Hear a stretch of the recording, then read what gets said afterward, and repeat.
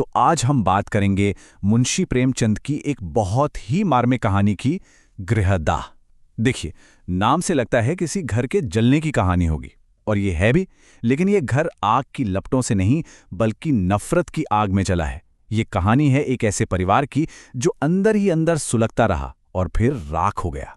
तो आखिर हुआ क्या था, क्या वजह थी इस तबाही की? चलिए कहानी के बिल्कुल शुरुआत से समझते हैं। कहानी का जो मुख्य पात्र है वो है सत्यप्रकाश। और जानते हैं, शुरुआत में उसकी जिंदगी बिल्कुल एक सपने जैसी थी। मतलब एक बहुत ही प्यारा, होनहार और हंसमुख बच्चा, जिसे उसके पिता लाला देव प्रकाश अपनी जान से भी ज्यादा चाहते थे। खूबसूरत सा चेहरा, बड़ी बड़ी आंखें और होठों पर हमेशा एक प्यारी सी मुस्कान। हर कोई उसे देखकर बस यही दुआ देता था कि भगवान इसे लंबी उम्र दे, ये बड़ा होकर बहुत नाम कमाएगा।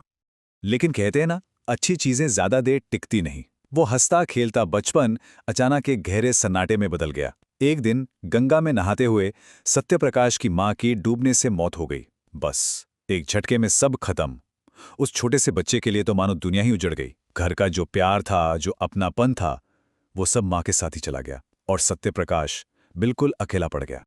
तो मां के जाने से घर में जो एक खालीपन आ गया था, उससे भरने के लिए पिता ने दूसरी शादी कर ली।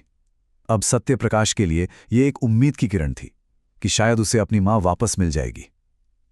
पर किसे पता था कि ये उम्मीद ही उसकी जिंदगी की सबसे बड़ी, सबसे भयानक त्रासदी बनने वाली थी। सोचिए, वो बच्चा कितना खुश होगा ये सोचकर कि उसे फिर से मां का प्यार मिलने वाला है। जब उसने अपनी नई मां देवप्रिया को देखा, जो बहुत खूबसूरत थी, तो वो दौड़कर उनकी तरफ गया और उन्हें अम्मा कहकर पुकारा। बस यही एक शब्द, और देवप्रिया ने इतनी बेरुखी से, इतनी नफरत से उसे झिड़क दिया कि उस मासूम बच्चे का दिल वहीं उसी पल टूटकर बिखर गया। और ये कोई एक बार की बात नहीं थी। ये तो बस उस क्रूरता की शुरुआत थी जो अब उसकी जिंदगी का हिस्सा बनने वाली थी। जब देवप्रिया का अपना बेटा ज्ञान प्रकाश पैदा हुआ, तो सत्यप्रकाश के लिए हालात और भी बदतर हो गए।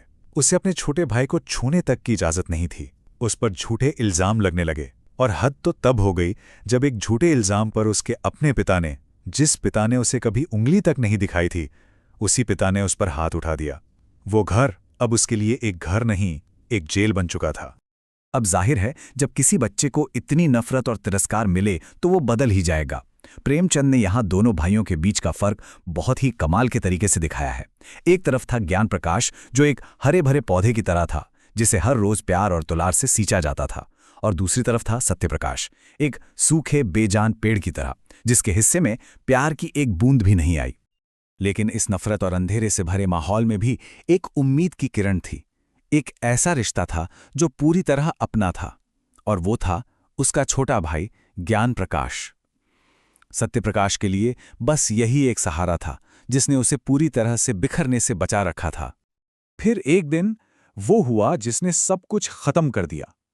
स्कूल की फीस को लेकर पिता से कुछ कहासुनी हुई, और बात इतनी बढ़ गई कि पिता ने गुस्से में चिल्लाकर कहा, निकल जा मेरे घर से, जा भीख मांग।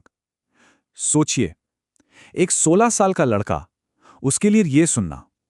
अब उस घर में एक पल भी रुकना नामुमकिन था, और उसी दिन सत्यप्रकाश ने वो घर हमेशा हमेशा के लिए छोड़ दिया।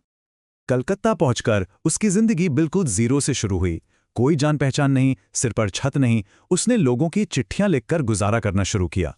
कई बार खुद भूखा सो जाता, लेकिन पैसे बचाता था। और जानते हैं किस लिए? अपने लिए नहीं, अपने छोटे भाई ज्ञान प्रकाश के लिए। अपनी पहली कमाई से उसने ज्ञान प्रकाश को एक घड़ी खरीदकर भेजी।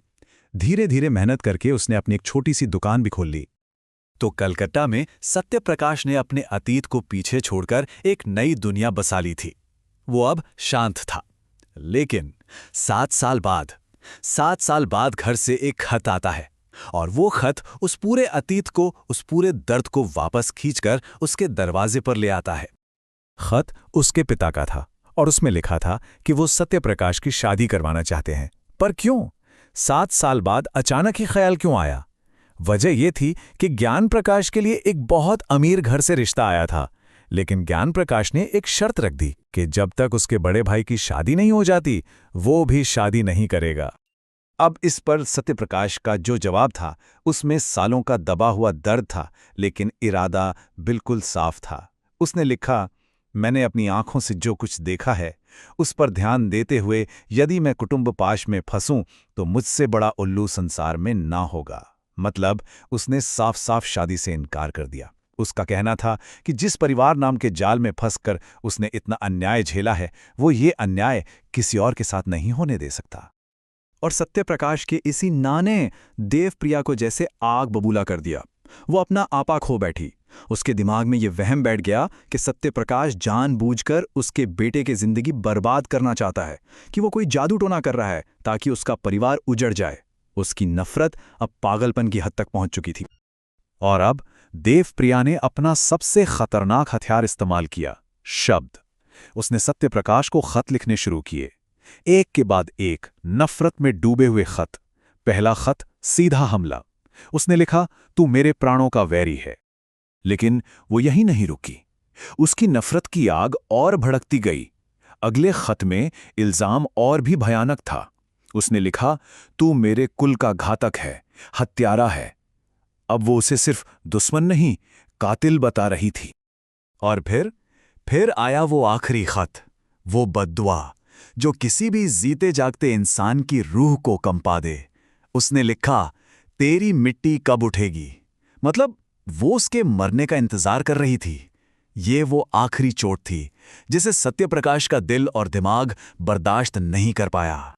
देवप्रिया ने अपने शब्दों से जो आग लगाई थी, वो अब सिर्फ सत्यप्रकाश को नहीं जला रही थी। वो आग फैल चुकी थी और अब वो पूरे घर को, पूरे परिवार को अपनी चपेट में लेने वाली थी। कहानी अब अपने सबसे दुखद, सबसे दर्दनाक मोड़ पर पहुंच चुकी थी। उन जहरीले खतों का असर होना ही था। सत्यप्रकाश पूरी तरह टूट चुका था। उसकी तबीयत दिन ब दिन बिगड़ने लगी। उसने अपनी दुकान बंद कर दी, खाना पीना छोड़ दिया और खुद को एक अंधेरे कमरे में कैद कर लिया। वो बस मौत का इंतजार कर रहा था। और तभी एक शाम अचानक दरवाजे पर दस्तक हुई। सामने ज्ञान प्रकाश खड़ा था और उसके चेहरे पर एक अजीब सी वहशत थी। ज्ञान प्रकाश जो खबर लाया था वो किसी के भी होश उड़ाने के लिए काफी थी। उसने एक एक करके बताया कि मां ने, देवप्रिया ने जहर खा लिया है, और जब पिताजी ने उन्हें दवा पिलाने की कोशिश की तो उन्होंने पिता की उंगलियां ही काट लीं। वो जहर अब पिता के शरीर में भी फैल चुका था और उनके बचने की भी कोई उम्मीद नहीं बची थी। ये सब सुनकर, इस पूरी तबाही को अपनी आंखों के सामने देखकर ज्ञान प्रकाश के मुंह से जो निकला वो शायद इस पूरी कहानी का सच था। उसने एक अजीब सी कड़वाहट के साथ कहा, ऐसे घर को अब से बहुत पहले चौपट हो जाना चाहिए था। उसका मतलब साफ था कि जिस घर की नींव ही इतनी नफरत और क्रूरता पर रखी हो, उसका अंजाम तो यही होना था। तो प्रेमचंद की ये कहानी गृहदाह हमें एक बहुत ही जरूरी और गहरे सवाल पर सोचने के लिए मजबूर करती है। सवाल यह है कि जब किसी घर की, किसी रिश्ते की बुनियाद ही नफरत पर टिकी हो, तो क्या उसका टूटना, उसका बर्बाद होना तय है?